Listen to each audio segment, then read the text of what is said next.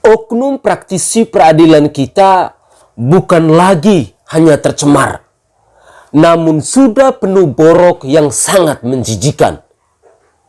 Tidak ada lagi tingkat pengadilan yang bersih dari perilaku curang. Bahkan pada tingkat kasasi yang semula diyakini masih menjunjung norma dan moral hukum yang objektif, nilai itu kini runtuh berkeping-keping.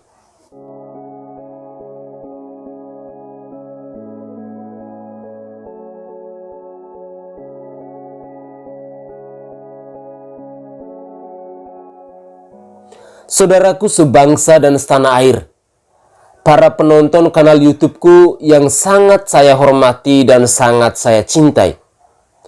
Bersama saya Sainai, topik video yang mau saya bahas pada kesempatan ini adalah krisis integritas di peradilan, dan haruskah ada langkah darurat?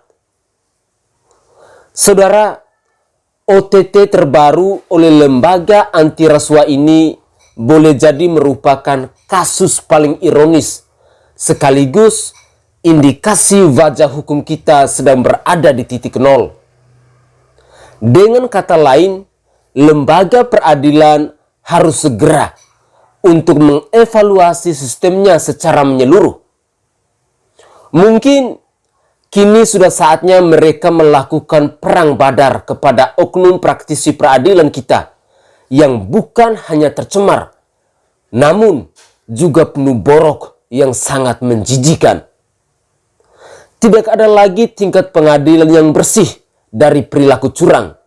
Bahkan pada tingkat kasasi yang semula diyakini masih menjunjung norma dan moral hukum yang objektif, nilai itu kini runtuh berkeping-keping. Para pencari keadilan sudah pada tahap frustrasi. Kemana lagi kita menggantungkan harapan mendapatkan keadilan? Karena semua lembaga hukum saat ini tak lebih dari komoditas penghasilan income bagi oknum-oknum pengabdi hukum.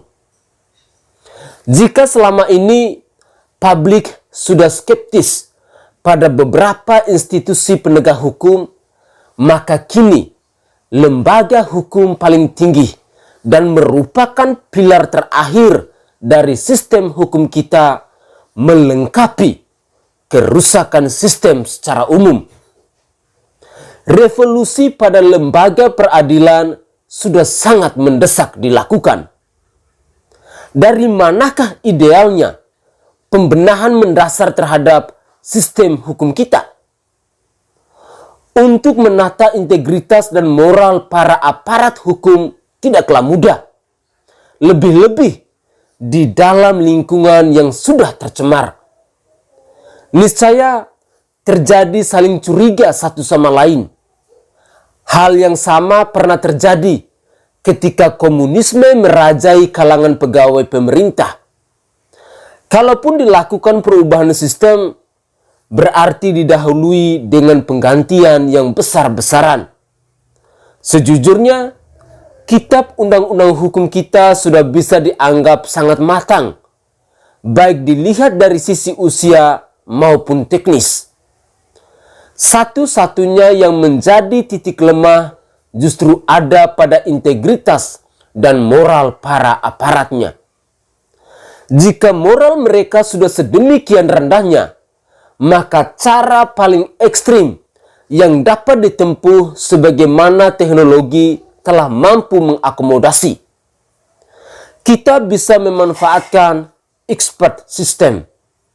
Artinya, kita tidak lagi hanya terikat kepada personal tertentu, melainkan mereka menggunakan semacam referensi teknologi. Lembaga peradilan harus diakui tidak semata-mata mengandalkan objektivitas dan fakta hukum. Di sana ada nuansa subjektivitas yang dengan mampu menafsirkan beberapa referensi hukum untuk membandingkannya dengan fakta dan bukti hukum. Krisis integritas dari para penegak hukum mengakibatkan kepercayaan publik kepada mereka mengalami krisis.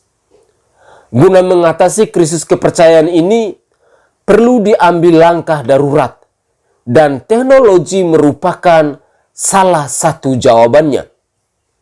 Lalu bagaimana para nasib aparat hukum yang jumlahnya sangat banyak itu? Keberadaan mereka mungkin masih diperlukan dalam peranannya sebagai pengguna teknologi. Namun untuk menjadi pengguna yang baik, mereka pun harus berbekal ilmu hukum pula. Karena antara penyedia referensi dengan penggunanya harus terjalin interaksi. Mengingat ada perbedaan yang cukup mendasar antara penerapan sistem peradilan konvensional dibandingkan pemanfaatan expert system. Tentu, ini diperlukan strategi transisional, meskipun penjadwalnya cukup sederhana. Misalnya melalui mekanisme pilot project pada lokasi terbatas, sebelum sistem ini diterapkan secara nasional. Expert system dalam dunia hukum mungkin akan menjadi terobosan menarik karena adanya perubahan di dalam proses penafsiran atas referensi atau undang-undang yang selama ini dilakukan seorang petugas atau aparat hukum kelak diambil alih dan aparat hanya akan berperan sebagai pengguna. Kenapa pengguna expert system ini harus dilakukan? Tentu saja, alasan utamanya guna menanggulangi krisis kepercayaan dari para pencari keadilan terhadap para pengabdi hukum. Alasan lainnya adalah konsistensi dari sistem akan terjaga karena bersifat otomatis. Ada trik yang telah dimulai dipraktekkan oleh seorang pengacara. Menurutnya, trik itu terpaksa dia lakukan untuk membuka kasusnya terbaca oleh publik. Hotman Paris Hutapea akhir-akhir ini membuka layanan yang dinamakan Hotman 911. Haruskah semua kasus dipaksa memakai jalur yang lazim dimanfaatkan di Amerika? Kalau kondisinya sudah sedemikian darurat, langkah apapun untuk memaksa keadilan berjalan pada relnya haruslah kita dukung. Toh, kita tidak mungkin menghentikan kehidupan hanya untuk menunggu segala sesuatunya berjalan normatif. Sejauh kita berani mengarungi terpaan gelombang, maka bisa kita arungi laut yang paling ganas sekalipun. Menggunakan cara biasa guna memberi efek jerat tampaknya sudah tak lagi efektif untuk oknum pengadil yang korup itu. Mereka hanya bisa dilawan dengan cara yang luar biasa. Begitulah kira-kira opini singkat saya pada kesempatan ini. Marilah kita tetap berpikir kritis dalam menjaga keutuhan bangsa dan negara ini. Budayakan untuk hidup tanpa korupsi.